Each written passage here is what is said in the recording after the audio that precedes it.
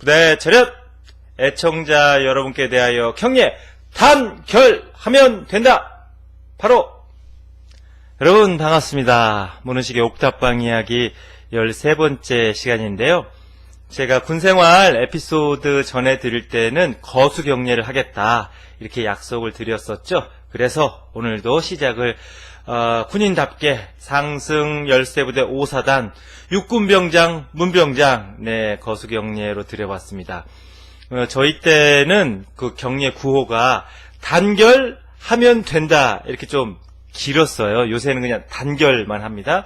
근데 이제 저는 추억이 또 저의 청춘과 열정이 스며있는 군생활이기 때문에 그냥 옛날 방식으로 단결하면 된다. 옛날 구호로 그냥 계속 하겠습니다. 여러분 널리 이해해 주시면 정말 고맙겠고요. 저 친구가 군대에 굉장히 추억이 많구만. 이렇게 좀 정답게 생각해 주시면 고맙겠습니다. 제가 이제 지난주 그 군종병의 기적 그 시리즈를 말씀드리고 나서 정말 많은 분들한테 좋은 피드백도 받고 격려도 받고 그래서요. 제가 이런 사랑을 저는 이제 여러분들에게서 받은 은혜나 사랑을 반드시 세상으로 되돌려야 한다. 이제 그런 나름대로의 삶의 신조가 있어서 지난주에 5사단 갔다 왔습니다, 여러분. 그래서 평화 통일을 위해서 또 민족의 번영을 위해서 기도도 하고 또 이제 장병들 위로도 좀 하고 또 이제 빈손으로 갈 수 없잖아요, 군대 가는데. 그래서 이제 간식거리도 좀 사주고 그러고 왔더니 어떻게 마음이 흐뭇하고 좋은지요. 그 시절로 다시 돌아간 것 같기도 하고 또 이제 계속 옥탑방에서 군대 시절 이야기를 해야 되기 때문에 제가 이제 그 우리 후배 국군 용사들 장병들에게서 또 기운과 에너지를 받고 여러분 또 이렇게 왔습니다. 그래서 오늘도 재미나게 이야기를 좀 이어가 볼까 하는데요. 오늘은 본격적으로 이야기하기에 앞서서 또 질문이 하나 와서 간단하게 서로 지혜를 한번 모아보고 또 저의 화려했던 그러나 그 속에 매우 깊은 저의 깨달음이 있었던 그런 내용 또 전해드리도록 할게요. 질문의 내용은 이렇습니다. 저는 과거의 아픔과 상처로부터 벗어나고자 노력 중입니다. 그런데 저 자신을 용서하는 게 너무 힘드네요. 어떻게 하면 좋을까요? 이런 내용입니다. 죄책감과 수치심 또는 이제 죄의식에 이제 시달리시는 분들이 굉장히 많습니다. 그런데 이제 이런 죄책감이나 수치심, 죄의식의 본질을 알면 거기서부터 자유로워질 수 있고 그것을 통해서 내가 내 삶을 더 행복하고 또 이제 진화하는 그런 고급스러운 또 당당한 그런 인생으로 얼마든지 만들 수 있거든요. 여러분 사람이 죄책감을 느끼거나 수치심을 느끼는 이유는 딱 하나입니다. 스스로에게 내리는 형벌입니다. 예를 들면 엄마하고 아빠하고 사이가 안 좋아요. 늘 싸웁니다. 서로 알기를 그냥 원수처럼 알아요. 만나기만 하면 그냥 으르렁거려요. 그냥 무슨 하이에나처럼 서로 그냥 못 잡아먹어서 안달이에요. 그런데 그런 가정에 그런 부모를 바라보고 자라는 아이들은 어떻게 생각하냐면 엄마 아빠가 저렇게 사이가 안 좋은 거 서로 알기를 원수처럼 알고 저렇게 맨날 으르렁거리고 싸우는 것은 내가 나쁜 아이라서 그래. 내가 머리도 나쁘고 내가 공부도 잘 못하고 내가 엄마 아빠 이야기도 잘 안 듣고 내가 착한 아이가 아니고 어쨌든 엄마 아빠가 저렇게 싸우고 우리 집안이 이렇게 늘 시끄럽고 분행한 것은 내가 나쁜 아이기 때문에 그런 거야. 아이들은 그렇게 생각합니다. 이것을 이제 귀인 이론이라고 얘기를 하거든요. 여러분이 생각할 때는 소장님 그거 말이 안 되는 것 같아요.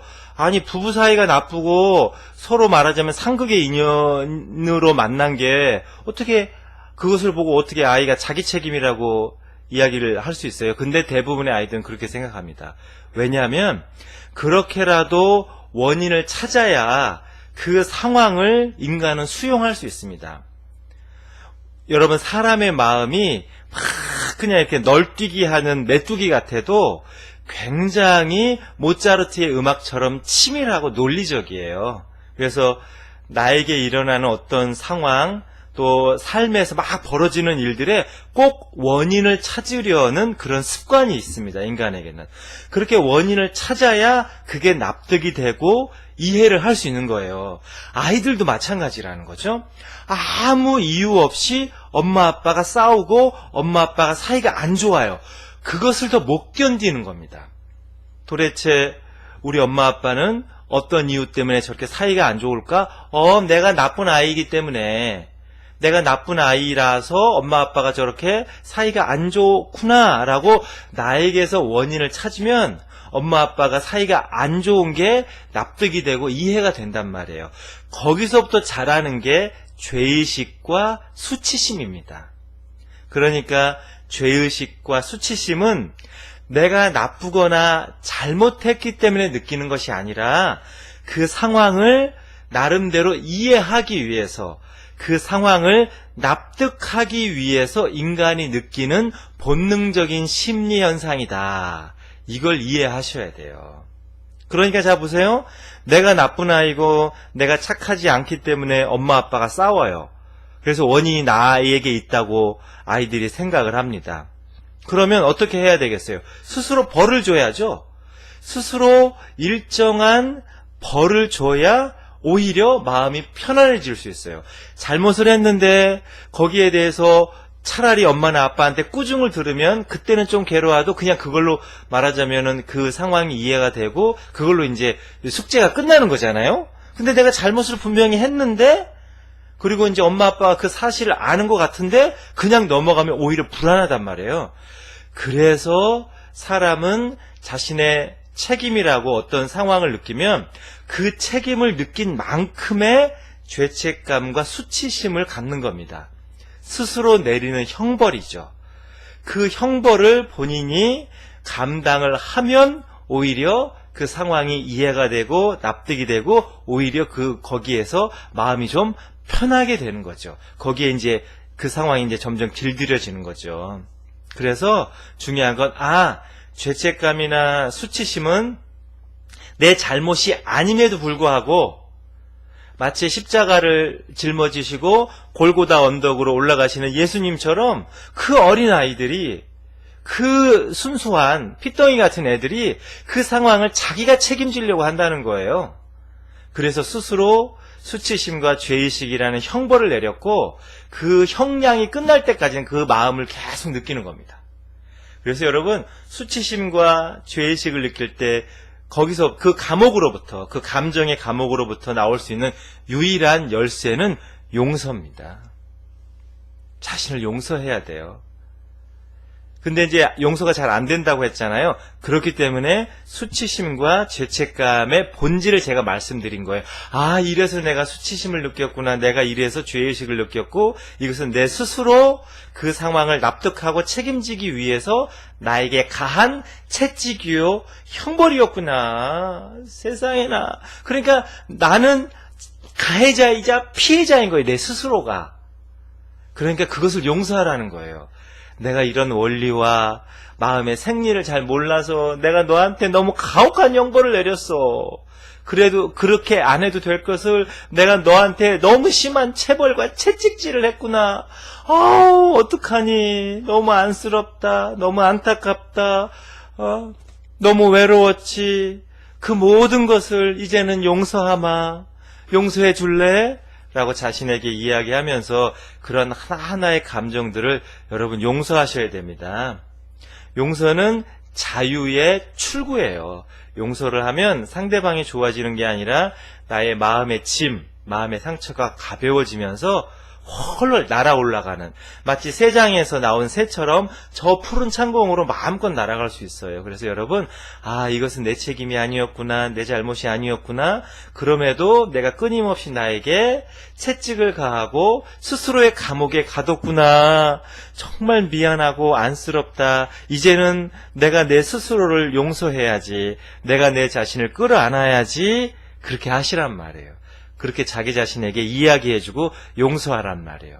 그리고 그 용서를 그 글로 써서 천천히 자기에게 편지를 보내듯이 낭독을 하면 훨씬 효과가 좋습니다. 네, 여러분, 죄책감과 죄의식 수치심에 시달리시는 분들은 자기 용서를 통해서 네, 새롭게 자유의 주인공이 되시기를 바랍니다. 자, 이제 여기까지 질문에 대해서 말씀을 드렸고요. 제가 이제 지난 시간에는 저도 모르는 가운데 시크릿의 4단계를 자연히 밟았고 기적적으로 정말 일어날 수 없는 그런 현상이 일어나서 군종병이 됐다. 그리고 거기에 이제 대대장님을 모시는 당번병까지 됐다. 그러니까 우리 부대 2대 꽃보직을 제가 그냥 다 어떻게 꿰차게 됐다. 이제 거기까지 쭉 말씀을 이렇게 일이관지로 그냥 쭉 일목요연하게 말씀을 드리면서 중간에 빠진 내용이 너무 많아요. 그래갖고 이제 오늘은 그런 구멍을 찾아서 한번 메꿔보는 그런 시간입니다. 이제 자대 배치를 딱 받고 딱 소대에 갔어요. 그러면 여러분 그때만 해도 어디 군대를 가든지 간에 신병이 자대에 딱 오잖아요. 그러면 병장들이 특히 이제 고참들이 공통적으로 이게 무슨 수능 시험 보는 것도 아닌데 누구든지 지나가면서 물어보는 질문 2가지가 있습니다. 이게 2대 필수 질문이에요. 신병이 딱 왔다. 그러면 누구나 이 2가지 질문을 합니다. 뭘까요? 네, 첫째는 너 여자친구 있냐? 네, 이렇게 물어봐요. 여자친구 있냐? 그게 그냥 어서 와. 우리 소대에 온 것을 환영한다. 이런 인사말이에요, 그냥. 누구든지 그렇게 물어봅니다. 너 여자친구 있냐? 없습니다! 이 자식이 여자친구도 없이 뭐 하는 거야? 이렇게, 대화가 그렇게 시작이 되는 거예요. 2번째는 뭐냐면, 너 축구 잘하냐? 이게 이제, 군대의 2대, 필수 질문입니다. 이거는 그냥 국가고시 보는 것처럼 그렇게 그냥 어떤 고참이든지 이제 물어보는 거예요. 제가 이제 소대에 딱 배치받아갖고 이제 긴장한 상태에서 그냥 완전 이거 얼음이죠, 얼음땡 할 때처럼 얼음처럼 이렇게 굳어가지고 그냥 눈동그랗게 쓰고 아이고 누가 나를 잡아먹을래나 그렇게 그냥 호랭이 앞에 토끼같이 이렇게 긴장하고 있는데 고참들이 지나가면서 계속 그 질문을 하는 거예요. 너 여자친구 있냐? 없습니다! 그 신병은 목소리를 이렇게 크게 내야 되거든요. 이 자식이 여자친구도 없이 뭐 하는 거야? 허우대는 멀쩡해가지고 그렇게 이제 핀잔 주고 갑니다. 그 다음 질문이 뭐냐면 한 고참이 이제 나중에 알았는데 그 고참이 우리 소대에서 가장 악발이 아주 무서운 하이에나 같은 그런 고참이었어요. 그 고참이 병장이었는데 딱 지나가면서 너 축구 잘하냐? 못합니다! 제가 또 목소리가 오죽합니까? 중대가 떠내려가게 고참이 축구 잘하냐라고 물었는데 못합니다! 라고 독립선언하듯이 그렇게 외친 거예요. 그러니까 그 고참이 어이가 없어서 이 자식 봐. 너 죽고 싶냐? 신병이 빠져가지고 축구를 못하겠다고 그래? 못해도 잘한다고 해야지. 어떻게 고참이 물어보는데 축구를 못한다고 대답을 해? 그래서 저도 이제 황당한 거죠. 죄송합니다. 저희 집 가훈이 정직입니다. 또 그렇게 말해버린 거예요.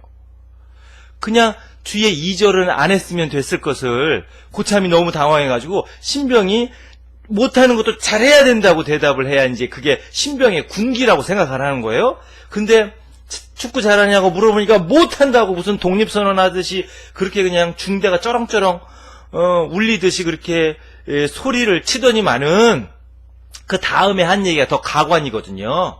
우리 집 가훈이 정직입니다. 그렇게 얘기를 했으니 그 고참이 저를 어떻게 생각했겠어요. 그래가지고 또라이 새끼 들어왔다고. 이거 보통 또라이가 아니라 이거 완전 고문관이라고. 이제 집합이 걸린 거죠. 집합이. 그래가지고 그 다음날 바로 축구를 시키는 거예요. 얘가 정말 축구를 잘하나 못하나를 이제 고참들이 이제 저게 겸양의 미덕이냐 겸손이냐 아니면 진짜 못하는 거냐 아니면 제가 정말 또라이가 왔냐 이걸 이제 검증을 해봐야 되잖아요. 그래갖고 이제 그 다음날 바로 이제 분대 축구를 했는데 여러분 저는 정말 최선을 다해서 하거든요. 운동 경기를 어떤 운동 경기든지 저는 한 번도 제가 몸치라고 생각을 안 해봤어요. 운동치라는 생각을 지금도 안 하고 있습니다. 그래서 최선을 다해서 그렇게 열심히 운동을 합니다. 근데 특히 축구는 발로 하는 거잖아요. 그래갖고 공이 요만큼 와요. 내 이제 코앞까지 와요. 그래서 있는 힘을 다해서 저는 정확히 찬다고 축구공을 빵 찹니다. 근데 그 순간 지구가 빨리 돌아요. 이건 확실합니다. 저는 정말 정확한 속도와 정확한 방향으로 축구공을 딱 발로 차거든요. 근데 그 순간만 지구가 빨리 자전을 해. 그러니까 축구공이 항상 빗나가는 거예요. 빗나가. 10번을 차면 10번이 빗나가요. 그래서 우리 소대 고참들이 그 모습을 보더니 저 녀석이 저게 구라가 아니었구나. 저게 정말 정직한 놈이었구나. 큰일 났다. 큰일 났다.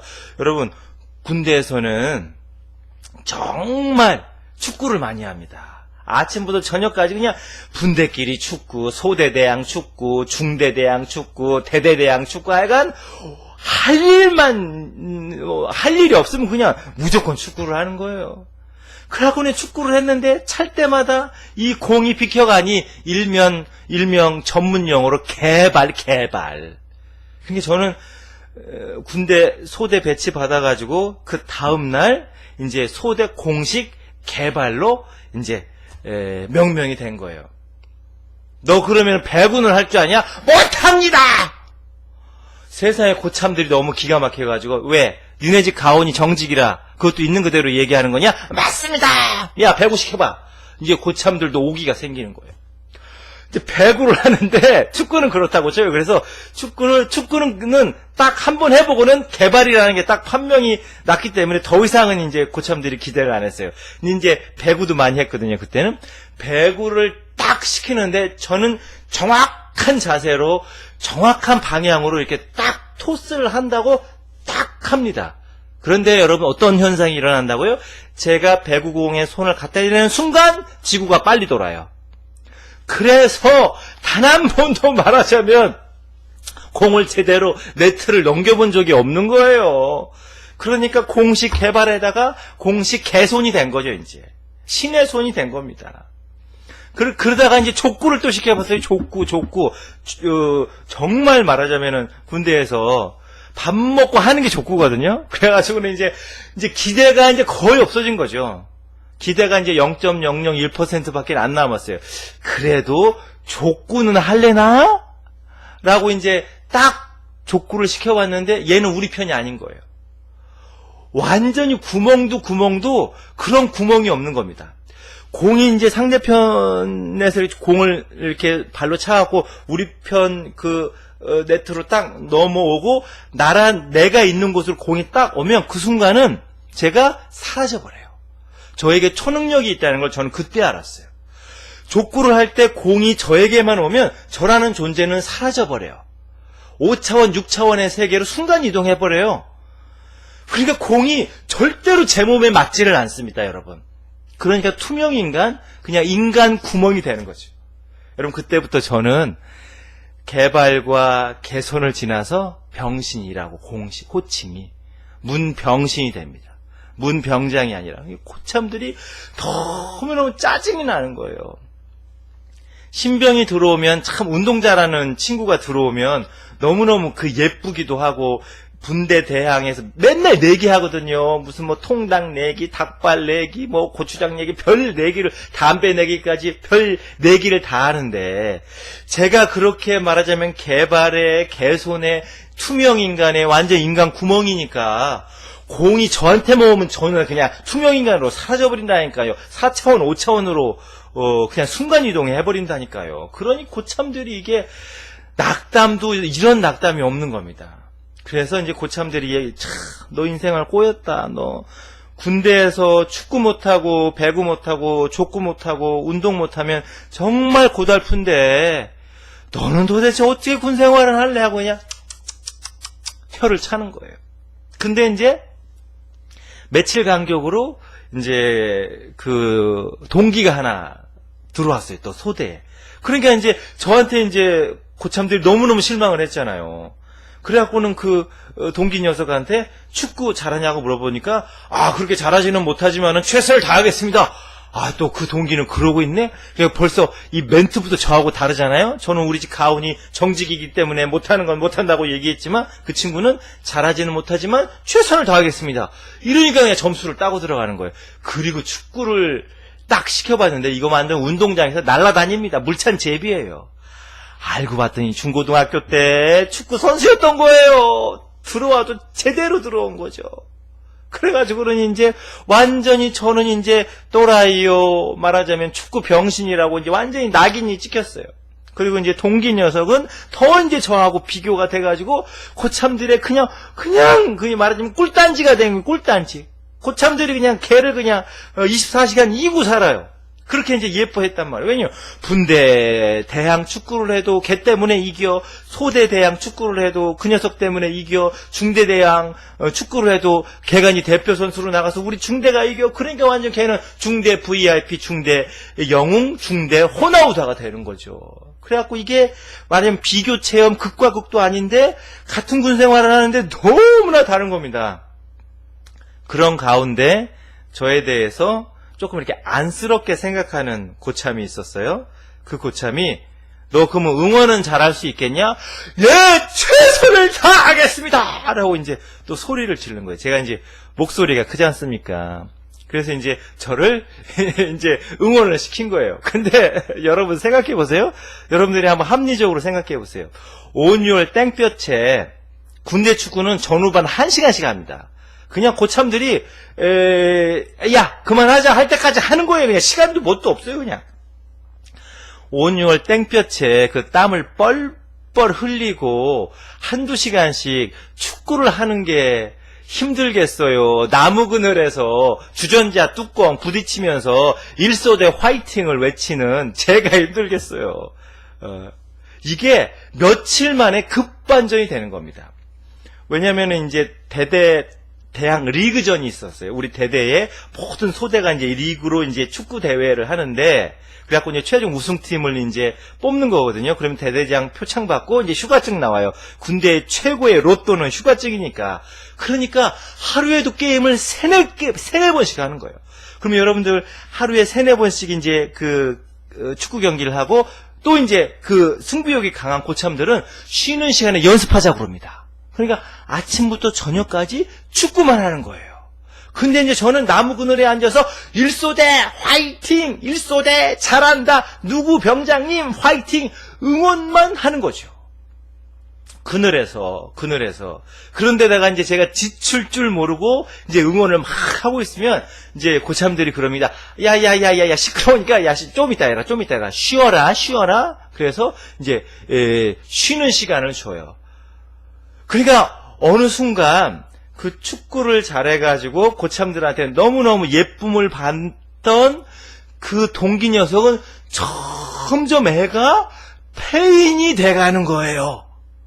하루에 축구 경기를 3게임, 4게임 하고 아침부터 일어나서 축구 연습을 하고, 그러니까 너무너무 애가 이제 피폐해져가지고 나중에는 다크서클이 여기 턱 밑에까지 내려와요. 근데 저는 열심히 응원을 하니까 고참들이 야 그 정도 했으니까 됐어. 그러니까 응원도 좀 쉬어가면서 해라 하면서 나무 그늘에서 그냥 쉬고 앉아있어. 이렇게 이제 역전이 되니까 나중에는 우리 그 동기 녀석이 저한테 그러더라고요. 막 비명같이 그냥 막 쓰러질 듯한 그 애절한 목소리로, 은식아 나는 네가 부럽다 그러는 거예요. 여러분, 그렇게 완전히 역전돼 버렸어요. 근데 참 묘한 게, 그렇게 이제 한동안 이제 리그전이 진행이 되는데, 여러분, 처음에 그냥 저 애는 잘해, 쟤는 참 축구를 잘하는 녀석이야, 이런 생각을 하면 그 다음부터는 거기에 무뎌져요. 그래가지고 그 친구가 잘하면 그냥 당연한 거예요, 그게. 근데 못하면 죽일 놈이 되는 겁니다. 여러분, 그렇거든요. 근데 사람이 늘 잘할 수는 없잖아요. 그래갖고 그 친구의 그 활약상이 점점점 서로에게 이제 무뎌져가지고, 잘하면 그냥 보통이고 당연한 거고, 못하면 이제 말하자면 그 적이 되는 거예요. 아주 소대 적이 되고 중대 적이 되는 겁니다. 근데 저는 축구를 못하고 배구도 못하고 족구도 못해갖고 저 녀석을 어디다 쓸까 했는데 응원을 너무 신나게 잘하니까 제 가치는 점점 드러나면서 이게 완전히 역전이 되어버렸어요. 그래서 나중에는 어떻게까지 됐냐면, 우리 소대가 이기면 제가 이제 응원을 잘해서 이긴 게 돼요. 야, 오늘 은식이가 응원 잘해갖고 우리 소대가 이겨서, 이상하게 그렇게 되는 거예요, 분위기가. 그리고 지면 동기가 잘못해가지고 네가 더 열심히 했어야지. 네가 더 태클을 더 열심히 했어야지. 네가 더 열심히 뛰어다녔어야지. 라고 그냥 잘한 녀석을, 진짜 걔 열심히 뛰었는데도 잘한 녀석을 이렇게 욕먹는 거예요. 얘가 이제 충격이 온 거예요. 근데 여러분, 더 큰 충격은 그러다가 이 친구 녀석이 저한테 이러는 거예요. 은식아, 나 이상해. 걸음을 잘 못 걷겠어. 이러는 거예요. 걸을 때 이상하게 마치 이제 내가 차마 정확하게 표현을 못 하겠는데 여러분 남자들 중고등학교 때 이게 하는 수술이 있어요. 남자들 하는 수술 이렇게 고래를 잡는 수술이 있어요. 뭐라고 말할 수는 없는데 민망해가지고 그 수술을 하면 이게 아파갖고 잘 걸음을 못 걷거든요. 근데 그 친구가 걸음을 그렇게 걷는 거예요. 근데 이제 그 고민을 저한테 이렇게 이야기를 했습니다. 그래서 그거 안 되겠다. 빨리 의무대에 연락을 해서 너 외래 검진을 받아보든지 뭔가 문제가 있는 것 같아. 그래갖고 그 친구가 하루는 이제 의무대에 얘기를 해갖고 이제 큰 병원에 가서 검사를 받고 왔거든요. 근데 세상에나 여러분 남자의 몸에는 미래 세대를 책임지는 꿈나무들을 키우는 어린이집이 있어요. 뭔지 아시겠죠? 남자들 몸에는 미래 세대를, 미래 희망을 키우는 어린이집이 있다고요. 꿈나무들이 자라는 꿈나무 집이 있단 말이에요. 그것이 절단이 난 거예요. 얼마나 너무 무리를 한 거죠. 하루에 4게임, 5게임을 막 그렇게 하고 또 쉬는 시간마다 연습을 하고 하니까 너무 무리가 돼서 세상에 꿈나무 집이 완전히 그냥 절단이 나버린 거예요. 그래갖고 그 친구 의가사 대세했습니다. 의가사. 더 이상 너는 군대에서 복무를 하면 안 되겠다. 그대로 말하자면 후방에서 치료를 받다가 제대해라. 그러니까 이게 정말 쉬운 얘기로 얘기하면은 멀쩡한 총각으로 입대해가지고 4시가 돼서 나간 겁니다, 여러분. 이런 안타까운 현상이 어디 있어요. 그리고 그 친구는 그렇게 의병 제대를 했어요. 저는 응원 대장이 되고 그 친구는 의가사 제대해서 이제 독신으로 살아야 하고 이런 운명의 장난이 여러분 어디 있습니까? 그러면서 이제 저도 점점 소대에 이제 적응을 이제 하기 시작을 하는 거죠. 그 중에 이제 중요한 담배 사건이라는 게 있어요. 담배 사건이라는 게 뭐냐면 저는 이제 술 담배를 안 한다고 했잖아요. 옥탑방 이야기를 이렇게 보신 분들은 제가 술 담배를 왜 안 하는지 아십니다. 저는 그걸 이제 효도라고 생각을 하고 이제 술 담배를 안 했는데 근데 이제 군대에서는 밖에서 담배를 안 피우던 사람들도 군대에 가서는 담배를 피워요. 왜냐면 막 훈련하다가 10분간 휴식하면 할 게 없거든요. 뭐 그 10분간 휴식 시간에 책을 보겠습니까? 명상을 하겠습니까? 아니면 무슨 뭐 달리기를 하겠습니까? 그러니까 대부분 담배를 핀단 말이에요. 그때 이제 담배가 보급품으로 나온 게 솔이에요, 솔.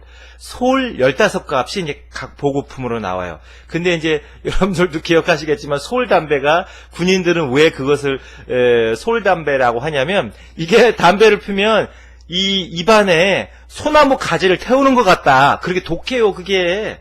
그래서 솔솔 말하자면 폐가 병들어간다. 그래서 솔이란 말이에요. 그 솔담배가. 그래서 이제 그 솔담배가 이제 1인당 15값씩 이렇게 보급품이 나와요. 근데 이제 저는 담배를 안 받고 담배를 안 피는 사람들한테는 연초비라고 그래갖고 2천 몇백 원을 이제 돈으로 줍니다. 저는 이제 담배를 안 피니까 그 연초비를 받았죠. 근데 이제 고참들이 그게 꼴보기 싫은 거예요. 아니, 이등병 자식이 군기가 빠져가지고, 담배를 안 피면 어쩌자는 거야. 이게 소대 단합의 상징인데. 막 그런 분위기가 있었거든요. 그래서 담배 안 피면 고참들이 싫어하고 저희는 뭐야. 지금하고는 분위기가 완전히 달랐던 군대였으니까요. 여러분 고려시대, 신라시대 얘기하는 것 같죠? 저희 군생활할 때만 해도 그랬어요. 그러니까 이게 이제 국방부 장관 특명이 떨어졌어요. 여기서 말하는 국방부 장관이란 우리 소대의 최고 고참이에요. 우리 소대 최고 왕고는 국방부 장관보다도 우리 소대에서는 더 말하자면 킹 오브 더 킹이에요. 국방부 장관보다 더 센 우리 소대의 왕고참이 무슨 특명을 내렸느냐. 3일 안에 무는 시기를 담배를 피게 해라. 그런 이제 명령이 떨어진 거죠. 이거는 국방부 장관의 특명보다 더 무서운 특명입니다. 그래갖고 이제 저를 이제 저녁 다 먹고 나서 이제 막사 뒤로 이제 제일 무서운 상병 고참이 이제 불러낸 거예요. 그래갖고 이제 저는 잘못도 없는데 그냥 응원 열심히 하고 목이 터져라고 응원 열심히 하고 그래도 응원 단장의 책임을 다하고 있고 다른 소대의 생활도 열심히 하고 있는데 제가 뭐 잘못한 게 없는데 왜 나를 불러낼까 이렇게 하고 이제 긴장하고 딱 서 있었어요. 그러니까 그 제일 그 무서운 사나운 고참 하나가 담배를 하나 딱 꺼내더니 제 입 앞으로 딱 밀어 대는 거예요. 그러면서 딱 하는 말이 필래 맞을래. 여러분 그때는 그랬습니다. 담배를 필 거냐 아니면 의도 터질 거냐 이게 이제 운명의 갈림길이죠. 근데 여러분 제가 고등학교 때 그런 아버지 연산군보다도 더 폭군 같은 아버지 밑에서도 내가 내 삶을 스스로 디자인하고 나는 내 인생을 스스로 창조할 거야 라는 그런 신념으로 살아온 사람인데 아무리 군대고 소대에서 제일 무서운 고참이 담배를 들이밀면서 필래 맞을래 한다고 제가 그걸 피겠습니까? 그런 무능식이 아니죠. 당당하게 또 외쳤죠. 맞겠습니다. 하니까 그때부터 이건 뭐 6.25 전쟁은 저리 가라예요. 막 그냥 여기서 번쩍 여기서 번쩍 여기서 번쩍 하는데 그렇게 맞으면서 든 생각이 사람이 이래서 벼락을 맞으면 죽는구나. 조금 후회가 되긴 됐어요. 너무 이 싸대기를 맞으니까 얼굴이 탱탱 붓기 시작하는 겁니다. 그래도 여기서 물러설 수는 없어. 그렇게 한 30대 맞은 것 같아. 그러고 나서 또 담배를 들이대고 맞을래? 필래?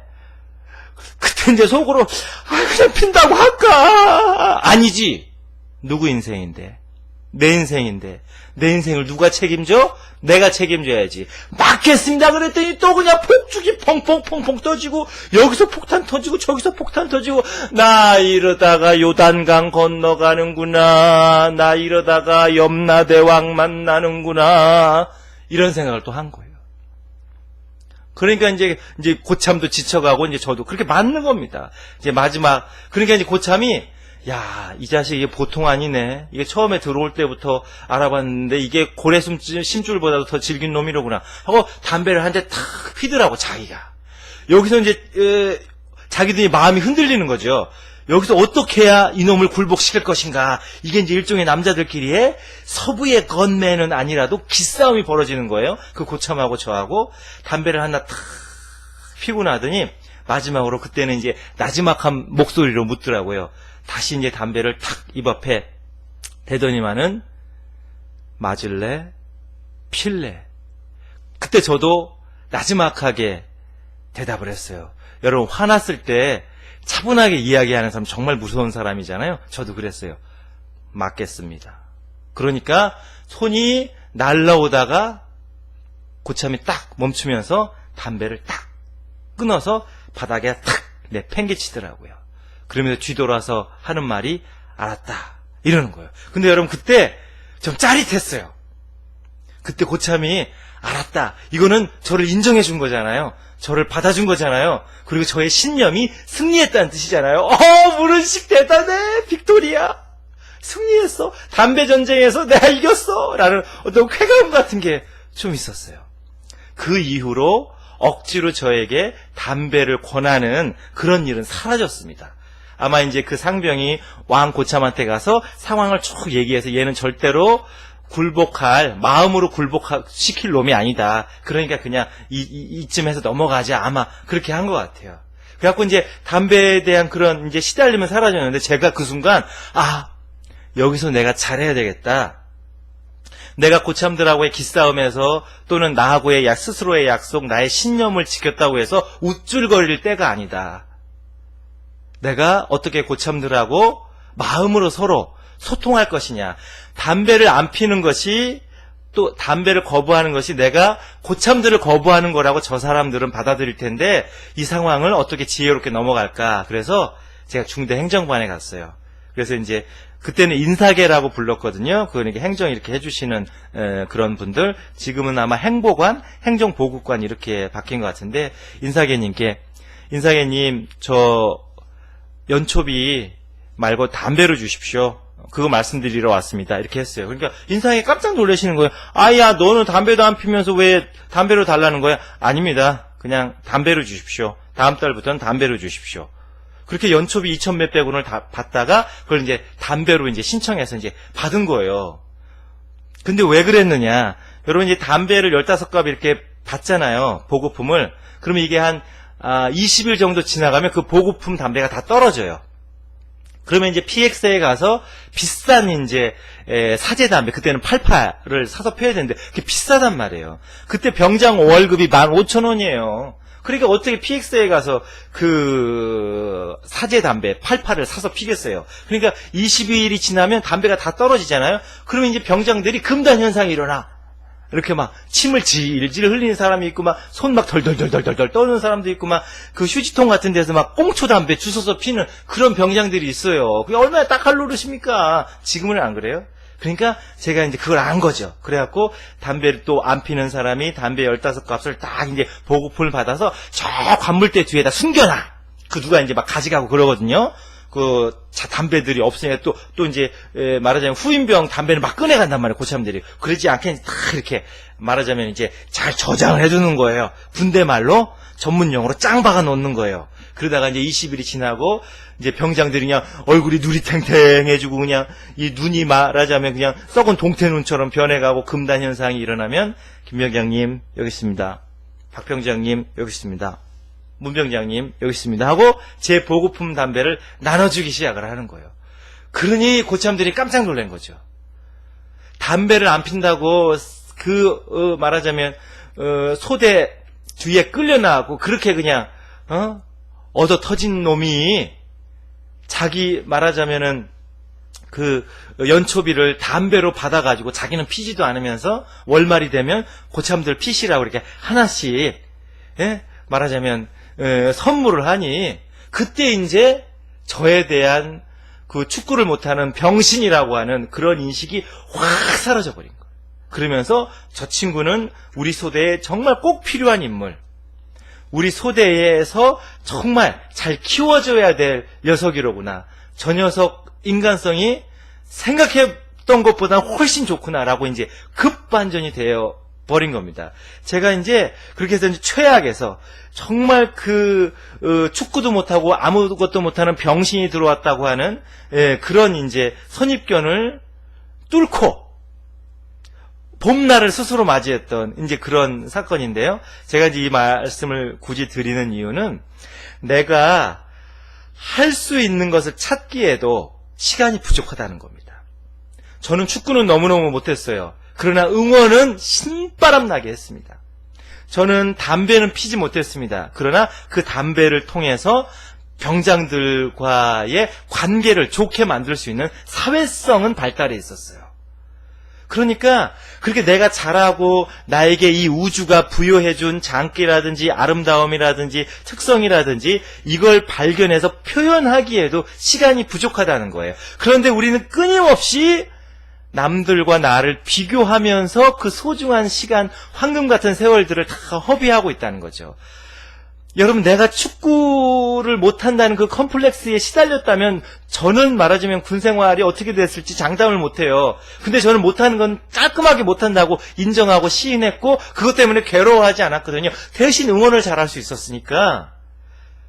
그래서 저는 제 자신을 실패자로 낙인 찍기보다는 그 상황에서도 어떻게 하면 여기에서 내 존재의 이유를 찾고 내 역할을 다할 수 있을까라고 노력하고 찾고 개발했기 때문에 그렇게 최악의 상황에서 최상의 상황으로 우리 소대에 반드시 있어야 하는 VIP로 다시 부활할 수 있었던 겁니다. 여러분, 어떤 상황에서도 그렇게 생각하세요. 어떤 상황에서도 여러분들을 우주가 지켜줍니다. 왜 그런 줄 아세요? 우주에게 여러분들 내가 꼭 필요한 존재이기 때문에 그렇습니다. 자, 보세요. 소대는 축구를 잘하는 사람만 필요한 게 아니에요. 응원을 잘하는 사람도 꼭 필요합니다. 그리고 담배를 피는 사람이 있으면 담배를 안 피는 사람도 있습니다. 그리고 그 담배를 안 피는 사람이 담배를 피는 사람에게 또 꽃과 같은 그런 소중한 역할을 해줄 수도 있는 거죠. 우주 전체는 그렇게 모든 존재가 필요해서 우주가 창조했고, 그러므로 우주는 나를 절대적으로 필요하다는 겁니다. 그래서 나를 어떤 상황에서도 영원히 지켜주고 보살펴줘요. 여러분, 그거를 알면 저처럼 어렵고 힘든 상황에서도 얼마든지 승리자가 될 수 있어요. 저보다 여러분들이 훨씬 더 위대하고 아름다운 삶을 살아갈 수 있습니다. 여러분 멋진 사람이에요. 그거 꼭 기억해 주시기 바랍니다. 오늘은 여기까지 하겠습니다. 여러분들의 삶은 언제나 행복하고 성공합니다.